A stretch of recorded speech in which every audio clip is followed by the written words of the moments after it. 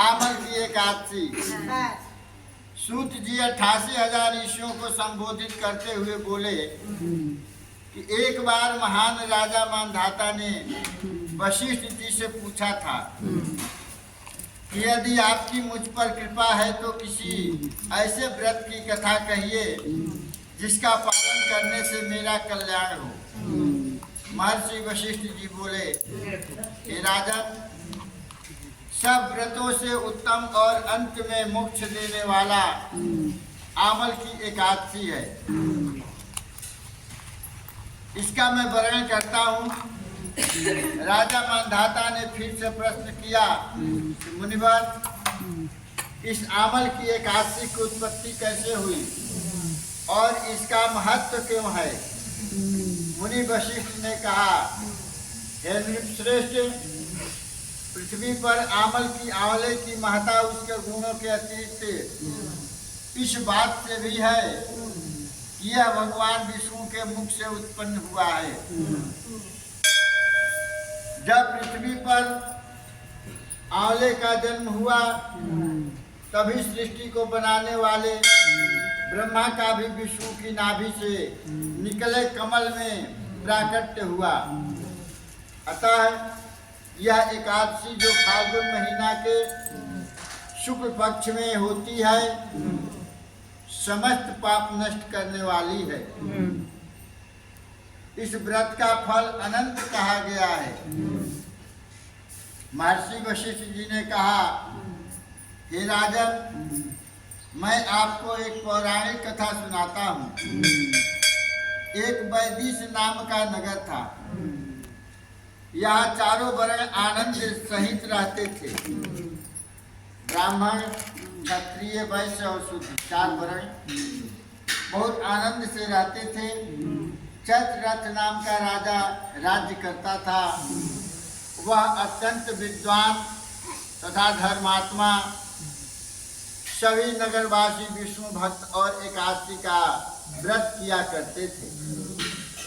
एक समय फाल्गुन महीना के शुक्ल पक्ष की आमल की एकादशी आई।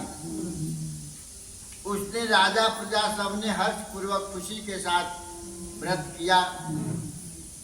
राजा अपनी प्रजा के साथ मंदिर में जाकर पूर्ण कुंभ स्थापित कर धूप दीप नैवेद्य पंचरत्न आदि से आंवले का पूजन करने लगा।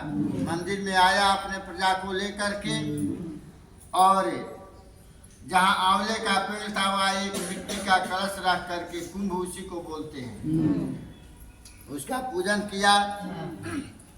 उस मंदिर में सबने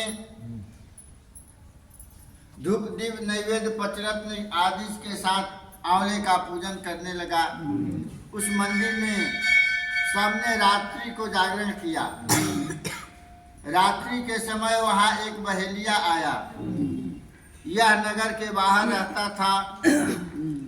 भूख तथा प्यास से अत्यंत व्याकुल हुआ बहेलिया इस जागरण को देखने के लिए मंदिर के एक कोने में छुपकर बैठ गया। फिर भगवान की स्तुति तथा एकादशी महात्म की कथा सुनी।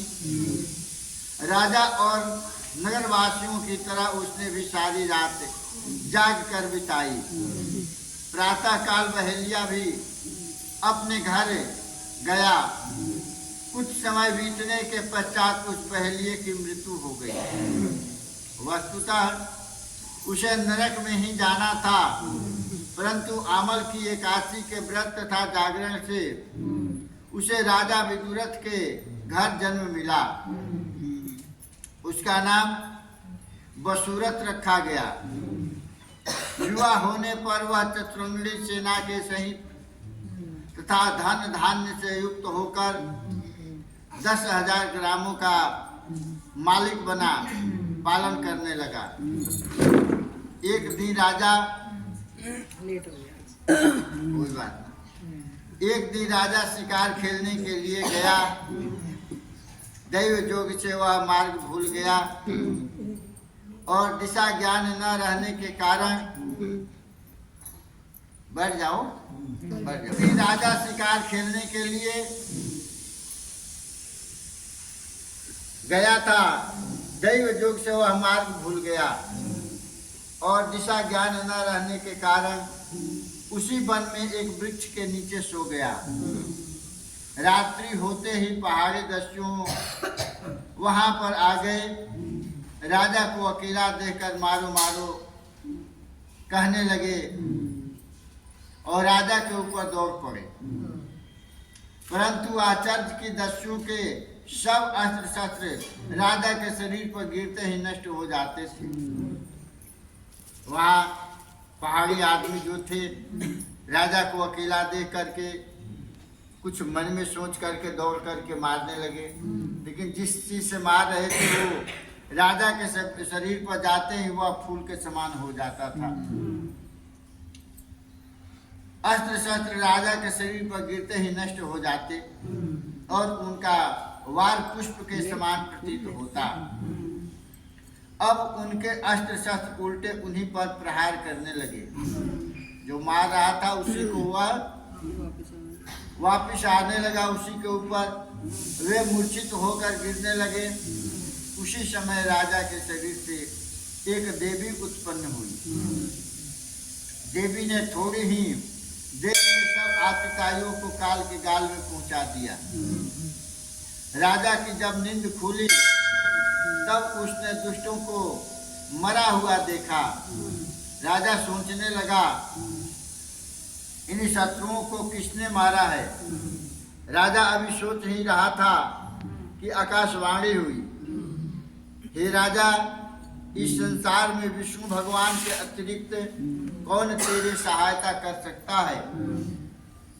आकाशवाणी सुनकर राजा ने भगवान विष्णु को प्रणाम किया और अपने राज्य में आ गया। इसके उपरांत सुखपूर्वक राज्य करने लगा। महर्षि जिसने राजा विदुरथ की रक्षा किया, जो आमल की एकादशी का व्रत करते हैं वे प्रत्येक कार्य में सफल होते हैं और अंत में विष्णु लोक को जाते हैं।